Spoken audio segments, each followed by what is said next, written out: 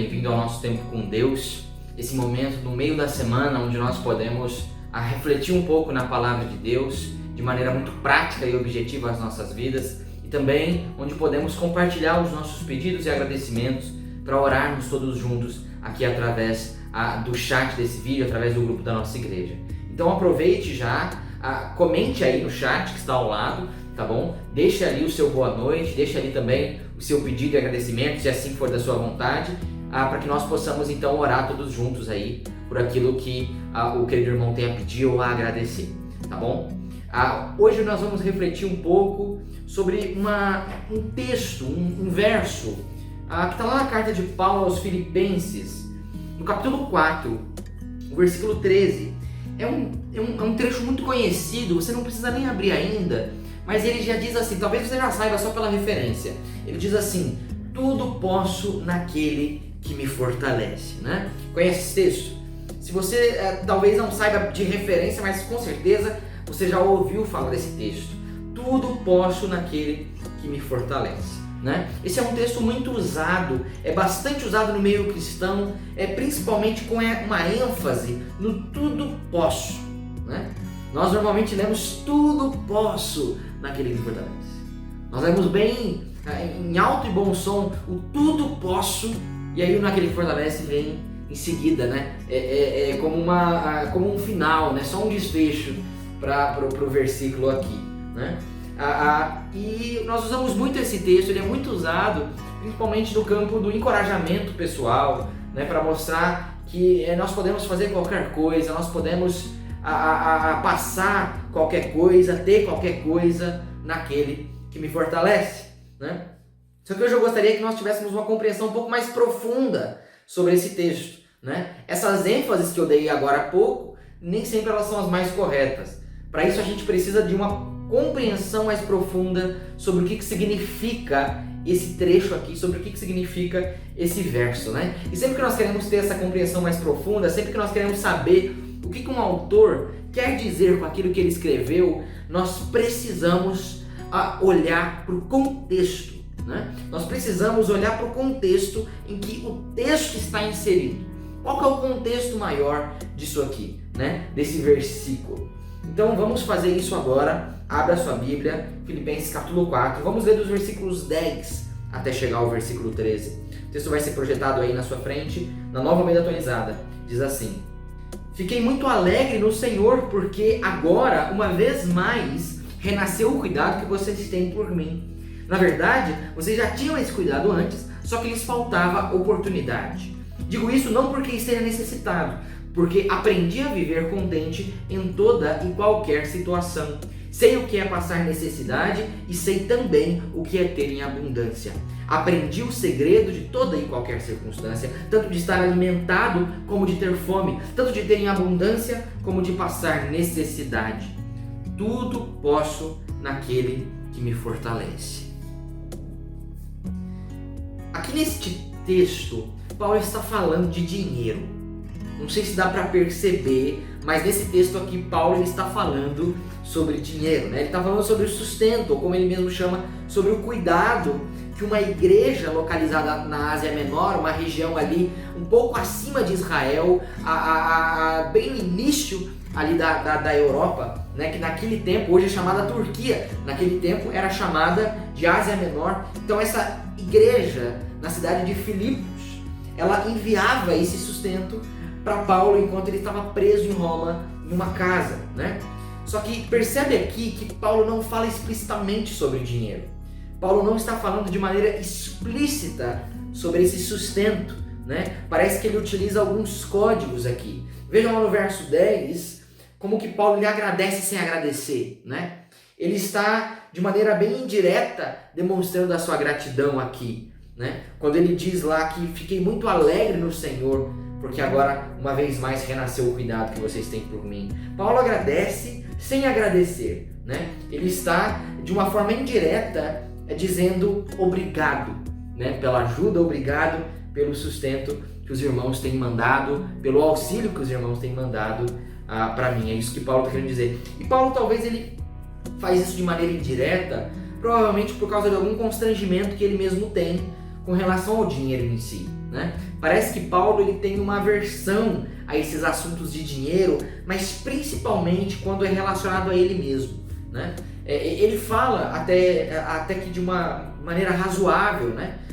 Acerca de dinheiro em suas cartas, só que principalmente quando se refere a ele parece ter uma certa aversão a falar sobre isso, a escrever muito e de maneira explícita do assunto, né? Sobre esse assunto.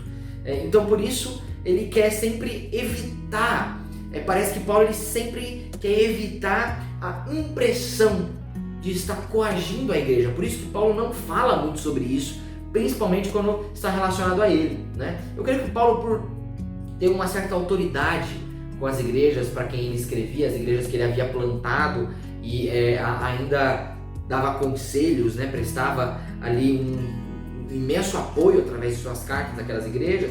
Paulo tinha essa autoridade com essas igrejas, então ele não queria falar muito sobre isso, talvez por pensar que a igreja se sentiria coagida a fazer isso, ou então constrangida a fazer isso. Ele queria que isso partisse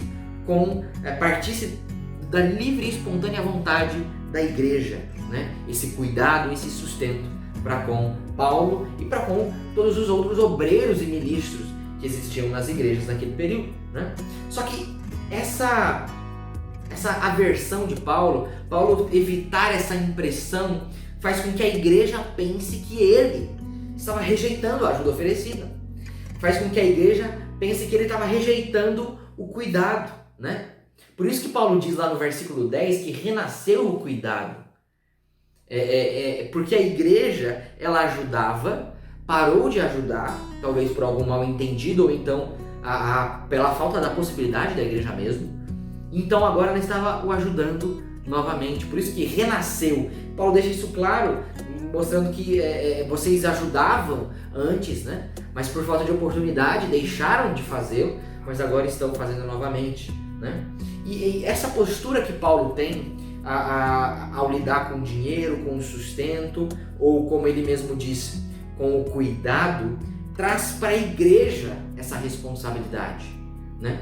Essa postura que Paulo tem e ensina de não lidar com essas questões, de não tentar coagir ou então constranger a igreja a poder dar isso a ele, oferecer isso a ele, traz para a igreja a responsabilidade de definir esse sustento, de oferecer esse sustento aos seus ministros, aos seus obreiros, aos seus pastores. A igreja tem essa responsabilidade, a igreja deve ter essa iniciativa para evitar qualquer constrangimento, né? aos ministros, aos líderes e a todas as partes na realidade, né? Só que essa postura de Paulo o deixa numa posição um pouco complicada, principalmente a posição em que Paulo está aqui, né? Essa postura dele deixa ele numa posição de ter que enfrentar na pele, na prática, o excesso e a escassez. Justamente porque Paulo estava ensinando esses irmãos aqui a respeito dessas coisas, né? Como essas coisas deveriam fluir dentro da igreja. Então, por causa disso, Paulo então precisa enfrentar na pele o excesso e a escassez. Ele precisa experimentar na prática, em sua vida, o que é ter muito e o que é ter muito pouco, né? Paulo experimenta isso na prática. Por isso que ele expõe lá nos versículos 11 e 12 que ele experimentou isso. Ele experimentou o que é viver em abundância e na escassez, na fome e na fartura. Lá no versículo 11 ele diz isso por duas vezes, uma no 11 e uma no 12. No verso 11 ele diz assim: aprendi a viver contente em toda e qualquer situação. E no verso 12 ele diz: aprendi o segredo de toda e qualquer circunstância, né?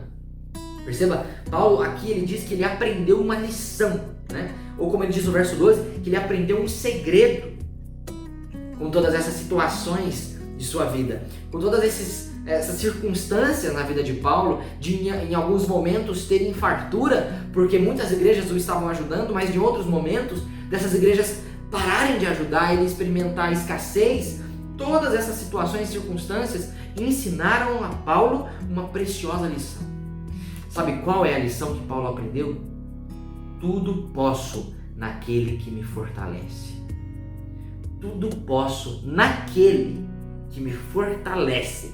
Essa é a lição que Paulo aprendeu. E perceba, a ênfase não está no tudo posso, como muitas vezes nós usamos. A ênfase não está no fato de que eu posso todas as coisas, naquele que me fortalece. Não é essa a ênfase, porque o tudo posso significa por todas as circunstâncias eu posso passar naquele que me fortalece. É isso que significa pelo próprio contexto, porque esse tudo posso é o contexto que Paulo está dizendo.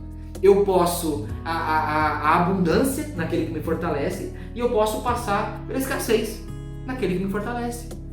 Então, nós vemos que na realidade, o que Paulo quer dizer? Paulo quer dizer que independente das circunstâncias, seja fome, seja fartura, independente disso, eu sou forte naquele que me fortalece.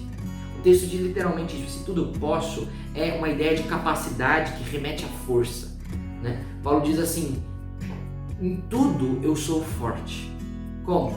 Naquele que me fortalece. É isso que Paulo diz. Então, independente das circunstâncias, seja fome, seja fartura, seja alegria, seja tristeza, seja no excesso, seja na escassez, independente dessas circunstâncias, eu sou forte naquele que me fortalece.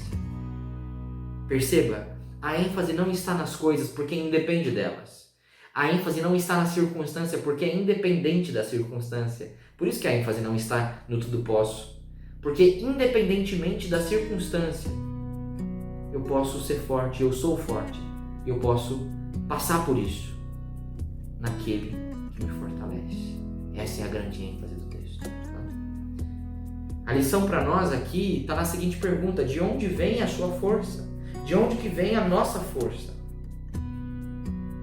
Ela vem das coisas ou ela vem do Senhor? Nós retiramos nossa força dos bens, das coisas que nós adquirimos no decorrer da vida? Ou a nossa força, aquilo que nos fortalece, é o Senhor, né? É do Senhor que vem a nossa força. Porque se for o Senhor a nossa força, nós poderemos passar por toda e qualquer situação. Se nós tirarmos o fortalecimento das coisas, quando as coisas faltarem, nós não vamos ter força mais. Mas se nós confiarmos no Senhor a nossa força, se vier do Senhor o nosso fortalecimento, então nós poderemos dizer: tudo posso naquele que me fortalece. E não simplesmente tudo posso naquele que me fortalece. Nós precisamos dizer: tudo posso naquele que me fortalece. Então que você possa absorver essa lição. Independente das circunstâncias, seja na fome, seja na fartura, eu sou forte naquele que me fortalece. Que Deus te abençoe. Vamos orar. Senhor nosso Deus, nosso Pai, muito obrigado a Deus por mais um dia que o Senhor nos concede, por mais um tempo que temos aqui de aprender da sua palavra, ó Deus, de podermos obter do Senhor as preciosas lições deixadas justamente para nós, a sua igreja. Eu peço que o Senhor nos ajude a entendermos que, independente das circunstâncias, independente se estamos em meio à fome ou se estamos em meio à fartura, nós podemos passar por essas circunstâncias e nós somos fortes em meio a essas circunstâncias, porque a nossa força vem do Senhor. É do Senhor que vem o nosso fortalecimento, ó Pai. Porque tudo nós podemos naquele que nos fortalece, que é o Senhor. Nós pedimos a Deus que o Senhor nos ajude a absorver esse entendimento, a vivermos dessa forma, vivermos de maneira que, independente das circunstâncias, nós permanecemos fortes, porque é do Senhor que vem a nossa força, porque o Senhor nos fortalece. Eu peço a Deus por cada família. Nós sabemos das muitas e das mais variadas situações que o nosso país e o mundo inteiro têm enfrentado e que as muitas famílias também têm sofrido, ó Pai. Eu peço que o Senhor possa estar arraigando esse entendimento nos corações dessas famílias, que elas possam entender sempre, ó Deus, que independente das circunstâncias, nós devemos ser fortes, porque nossa força vem do Senhor. Essa é a minha oração e eu a faço no nome santo de Jesus, ó Deus. Amém. Amém.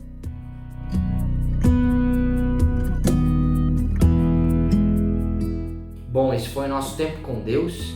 Espero que você tenha sido muito abençoado, como eu mesmo fui, a partir da palavra de Deus, a partir do conhecimento e do aprendizado da palavra de Deus aqui que tivemos essa noite, né? Se você ainda não deixou a sua mensagem, não deixou ali o seu pedido de agradecimento, aproveite esses últimos segundos do vídeo aqui, tá bom? E deixa aqui no chat ao lado, tá? Escreva ali um boa noite, porque o nosso vídeo já está chegando ao fim, né? Por fim, eu queria pedir, na realidade, que você possa deixar o seu joinha aí, o seu like, para nos ajudar na divulgação desse vídeo, para que esse vídeo possa chegar cada vez a mais pessoas e abençoar cada vez mais vidas. Também não se esqueça de se inscrever no canal para que você acompanhe todas as mensagens que são postadas aqui toda quinta-feira às 7h30 no nosso Tempo com Deus e todos os domingos às 19 horas no nosso culto vespertino, tá bom? Que Deus te abençoe, tenha um bom restante de semana.